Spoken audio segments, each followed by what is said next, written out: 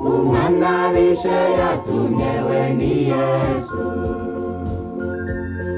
Uwo mugabane Imana mu mahanga ni mw'ijuru, uruzabibu n'urukundo abahinzi ni twebwe, abagaragu yatumye n'izo ntumwa z'Imana, umwana bishe yatumyewe ni Yesu. Uwo mukiza Yesu yarapfuye arazuka, none ubu ari mw'ijuru kandi ateza ibiganza, uzamwizera wese azabona ubugingo, umusanga uyu munsi arakwakira.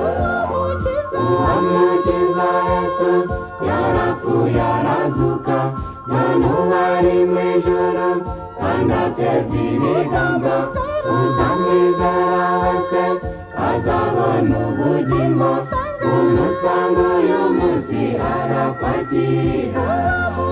Uwo mukiza Yesu yarapfuye arazuka, none ubu ari mw'ijuru kandi ateza ibiganza, uzamwizera wese azabona ubugingo, umusanga uyu munsi arakwakira.